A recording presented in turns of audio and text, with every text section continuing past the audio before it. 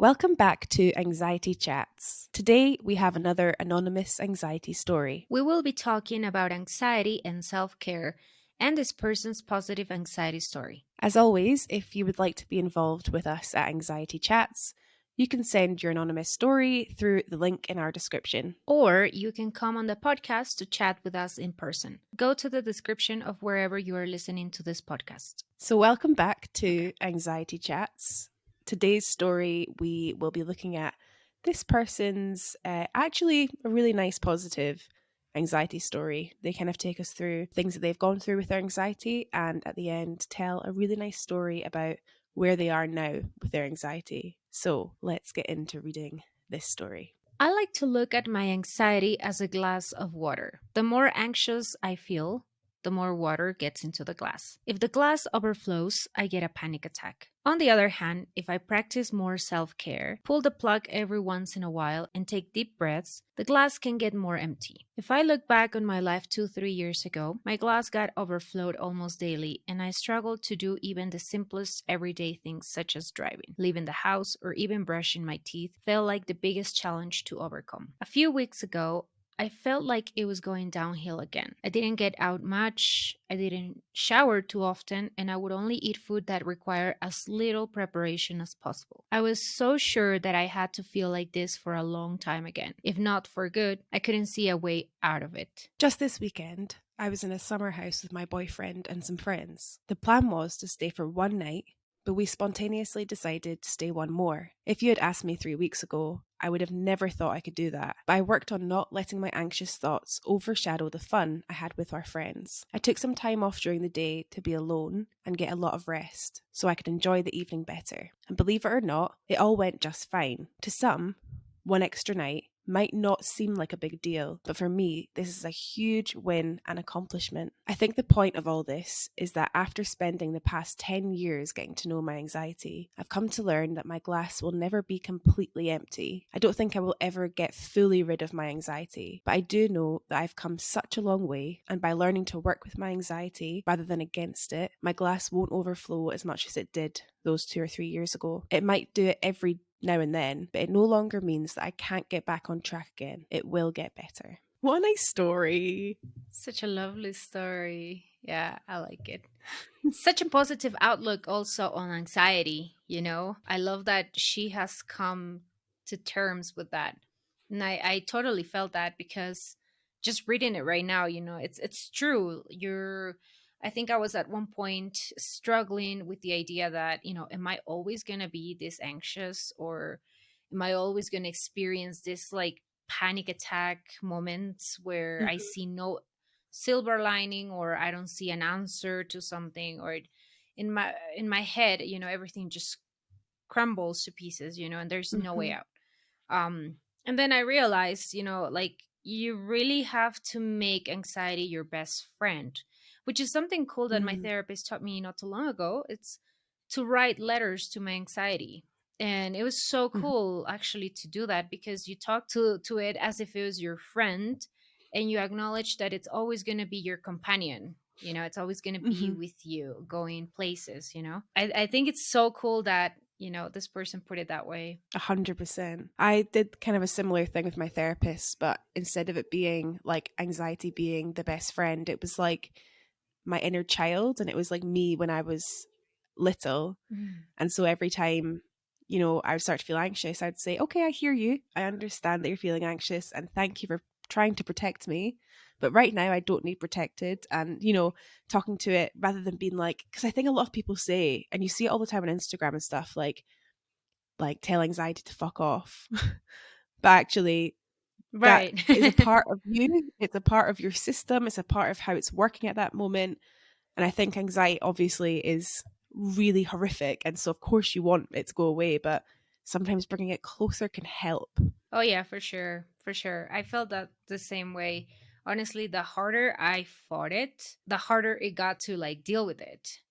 And I Hmm. would even get angry, like there were moments where I would feel like, anxious, and I'd be like, why am I so tense? Why? Hmm. It's like feeling that feeling in your stomach, like about simple tasks, simple things. And something that I love is where this person says, I try to Even the food I eat only food that Mm. requires the least preparation. And that happened to me a lot of times. I would go down to my kitchen, especially when I was like also going through depression, and I would open my fridge, and so I don't know what would happen the days that I go grocery shopping. Sometimes I feel inspired and I'm like, okay, I'm gonna cook, I'm gonna do this. So I would buy things that are healthy but require preparation. And I would be like Mm. so angry at myself. I'd be like, it would be so weird, so bizarre. I'd be so angry, like, why did you buy this? Why didn't you buy like pre-made meals to just throw in the microwave? So I would just like Yeah. use the eggs. I would just throw it in a pan, and the least preparation, and I would just eat it like that. And my sister would say, like, you have all this food, why aren't you cooking? Like, you're just eating like the most basic things just to avoid, cooking or like even washing dishes. Oh my god, it was so daunting, Yeah. and I realize now, it was all part of my anxiety. Really, it's Yeah. so crazy. And it's why it's so annoying when people say, like, well, if you just cleared your space, you might feel less anxious. And if you just ate well, then you might be less anxious. And are you drinking enough water? And it's like, well, no, because I literally I'm in pain from, like, anxiety can Yeah. make you in physical pain. It can make you exhausted. It can, and I Yeah, was with oh, for somebody the other sure. day and they said, like, oh, I'm really proud of myself for, like, I went out to work today and for ages. And then I came home and then I cooked myself a meal. And then they went, oh, I shouldn't feel proud of myself for that. And I was like, well, the thing is, you should, because Yeah. everybody has such different tolerances and different levels. Like, for some people, that's really easy. And it's something they Mm-hmm. do every single day, and that's great. But Mm-hmm. for other people, that it requires a lot. Like, I think being proud of yourself for tiny little things is really, really great. And also, like, it's great Oh, if for you, sure. the only thing that matters is that you are eating. It doesn't always matter, like, what you're eating or if it was home cooked and all of these things. It matters that you eat and that you sustain yourself. Yeah, totally, totally.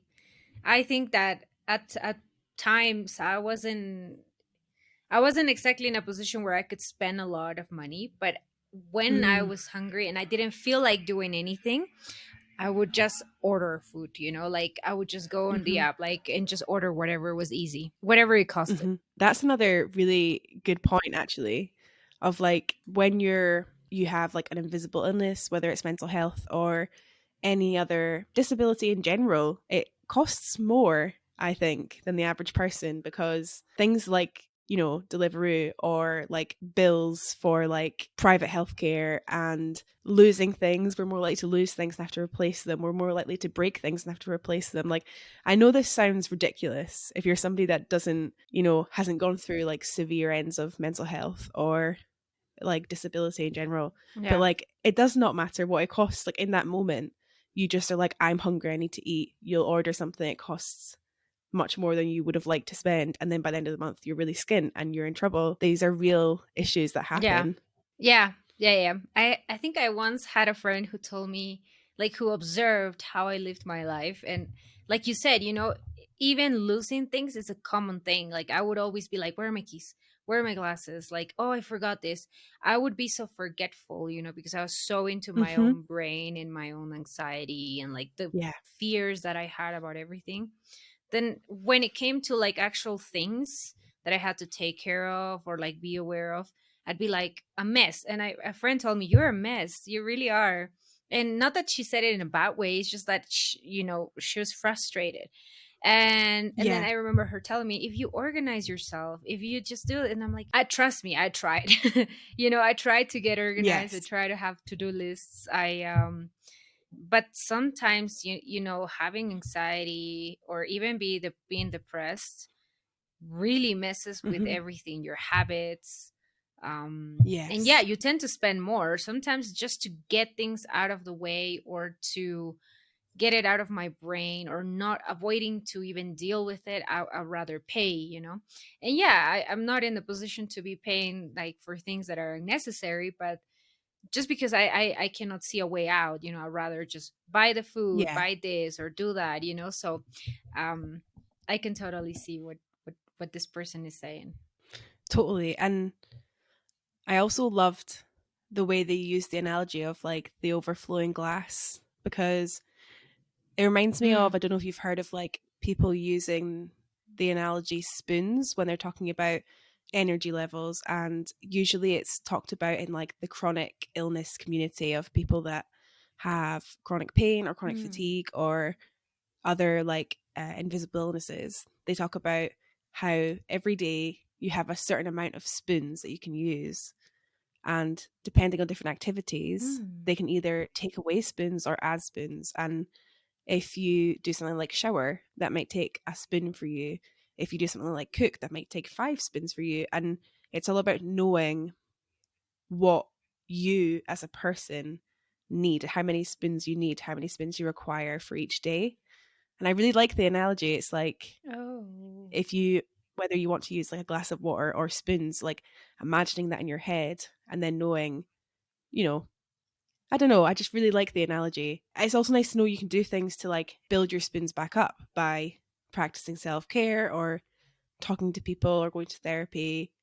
It's not all just about taking away. Yeah, I Mm. honestly have so much empathy for people that experience chronic pain, for example, because I think, it's one of the things that can really shape your life. Hmm.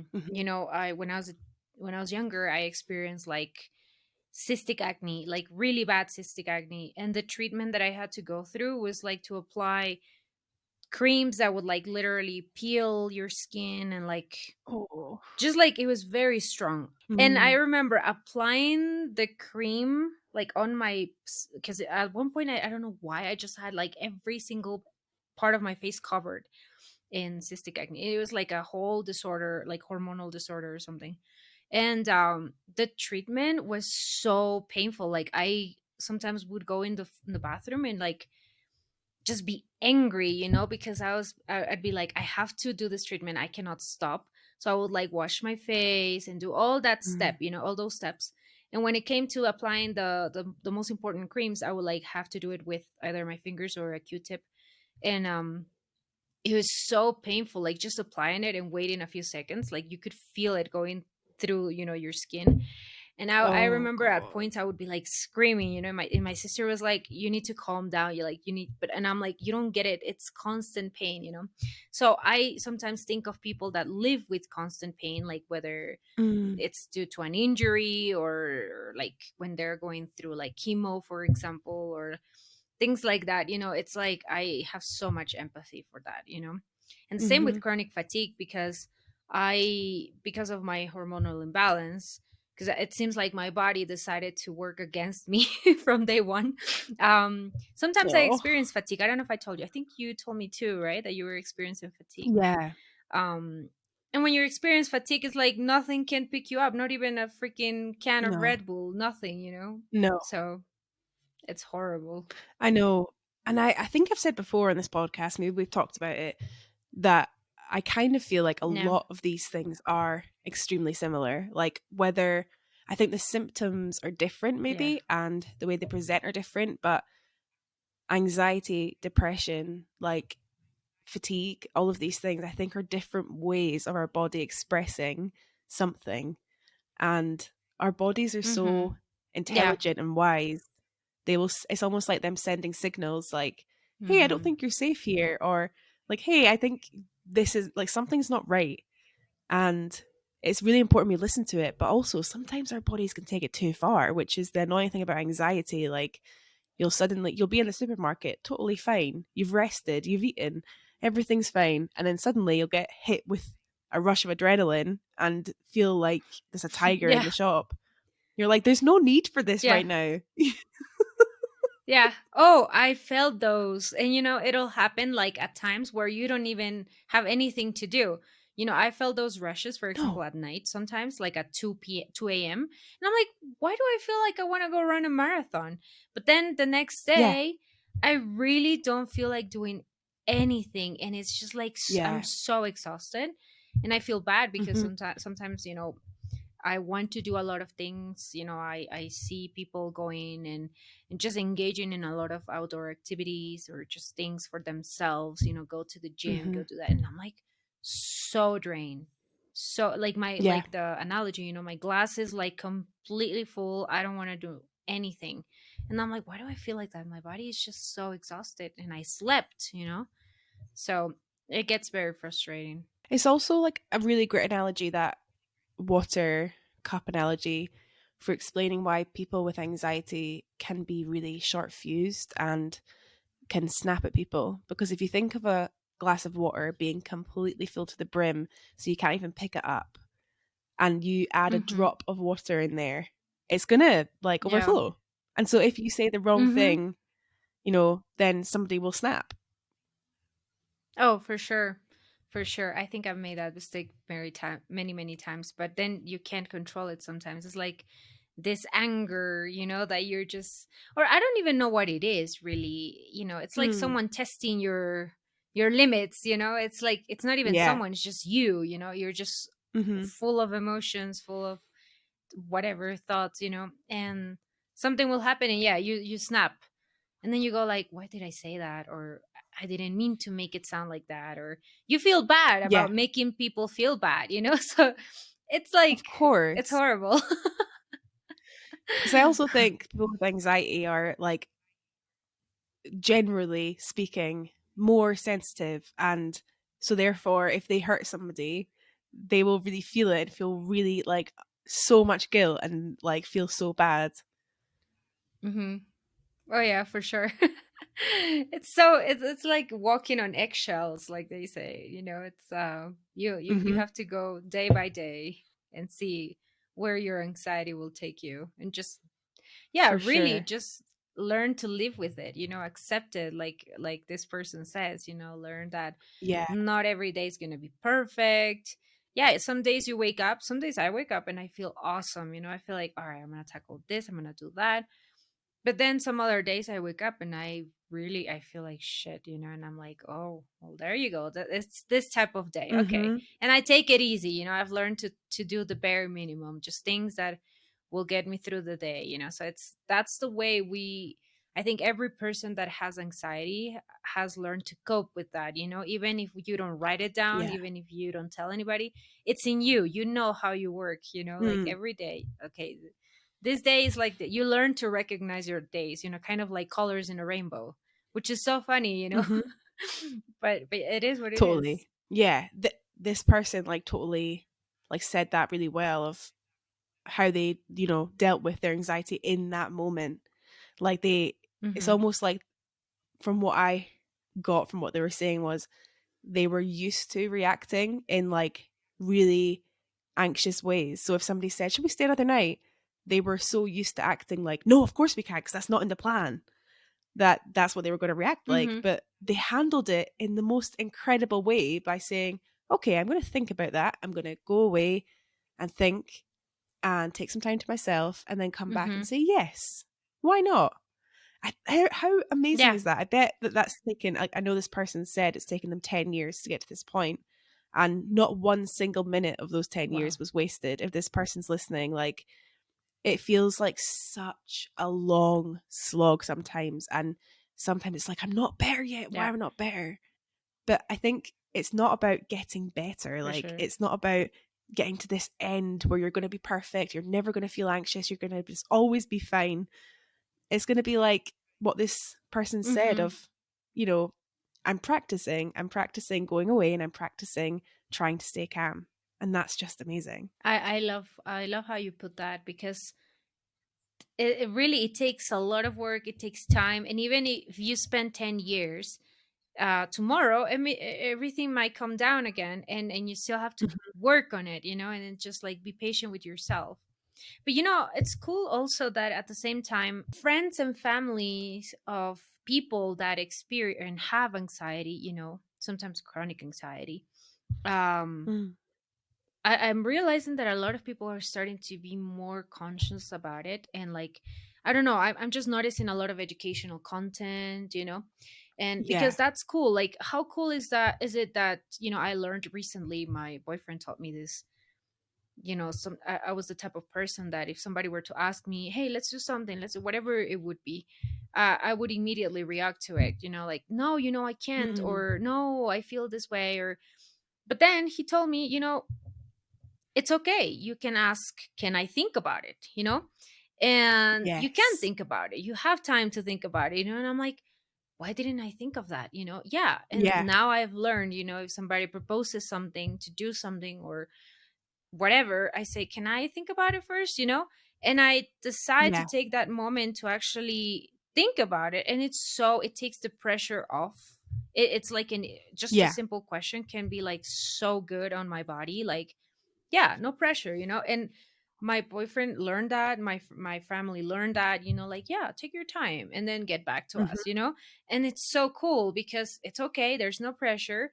You can say yes, you can say no, that's fine, so that makes me less stressed, because sometimes before I would be like, oh my god, what do I say, what do I do, I don't like to be put on the spotlight. Yeah. It would create a lot of thoughts in my brain.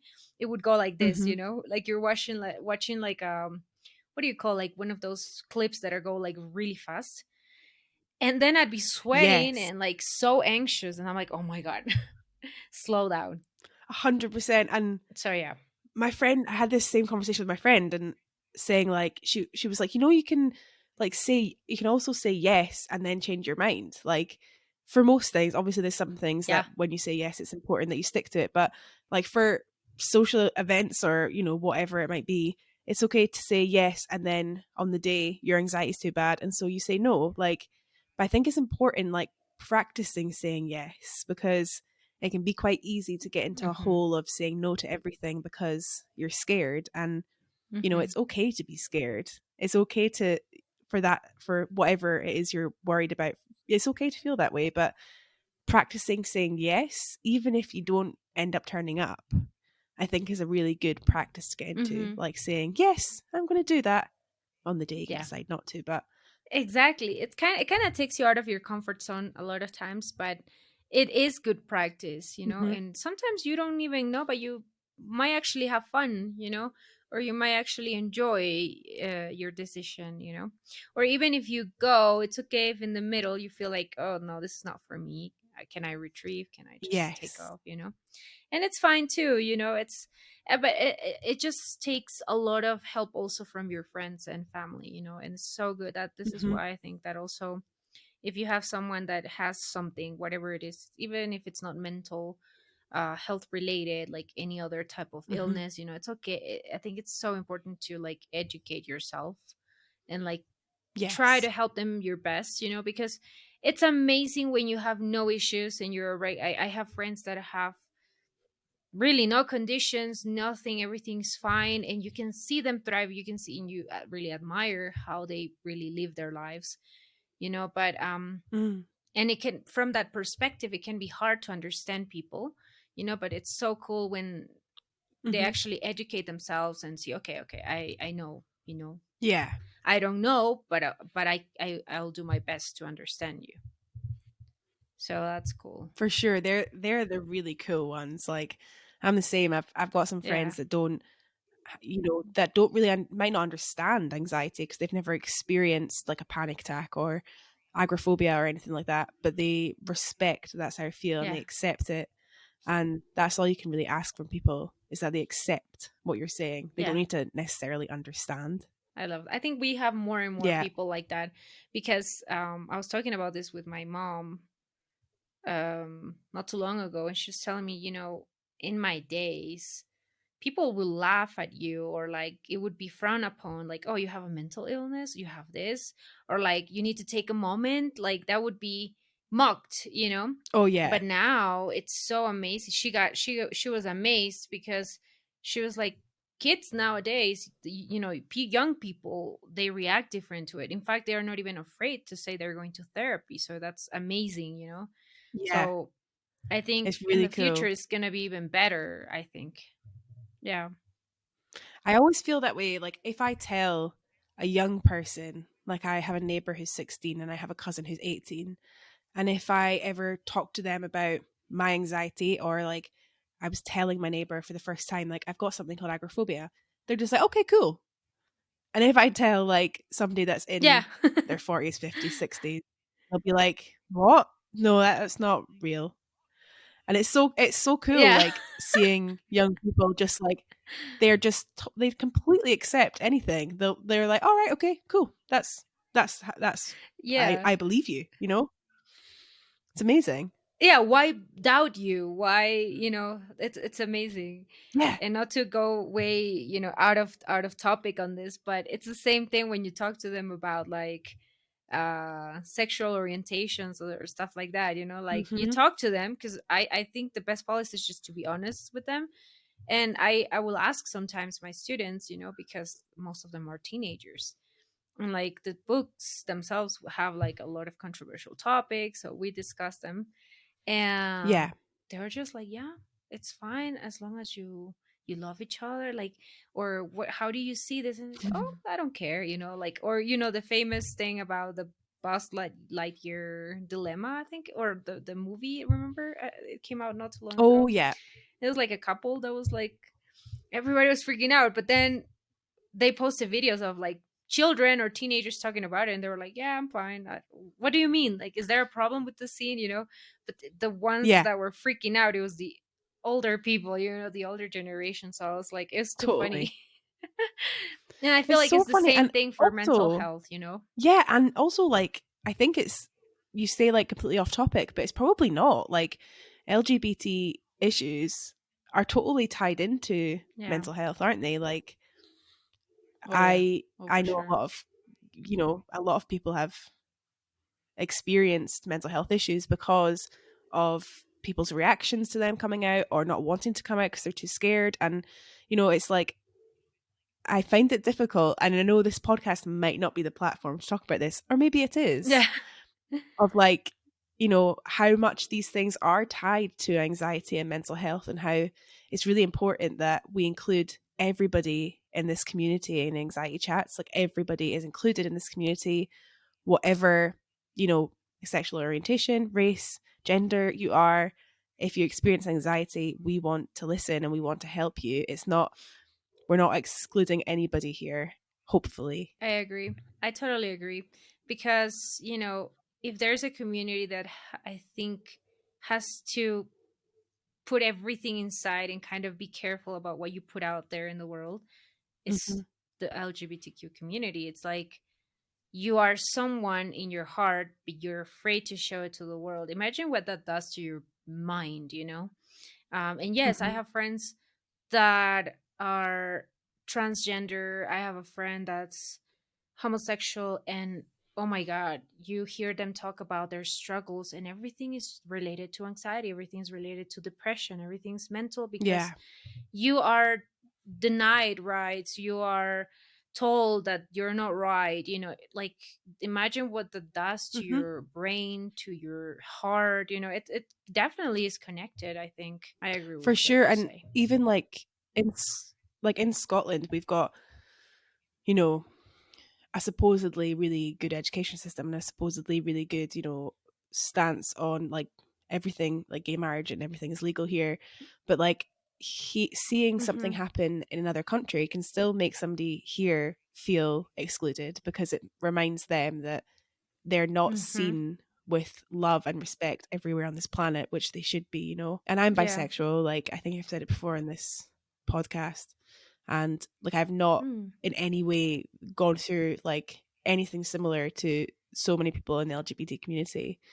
You know, coming out for me was Mm. totally fine. Yeah. I am in a straight relationship at the moment, so I don't like ever experience, you know, judgment in that way. Right. There's always so much to each individual person, and hopefully here at Anxiety Chats it is about seeing people as individual people and trying to come together Yeah. and make it easier for each other and for ourselves.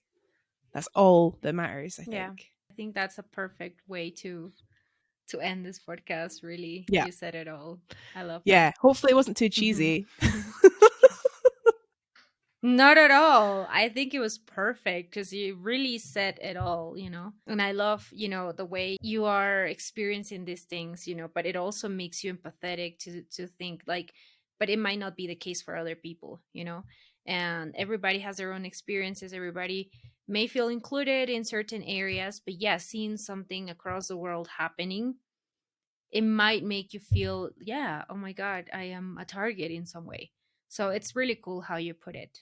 For sure. And so if you're anybody listening and you would like to for us to read your anonymous story, then please get in touch with us. Or if you'd like to come on the podcast to talk with us in person about anxiety, then please also get in touch. We would really love to chat to you.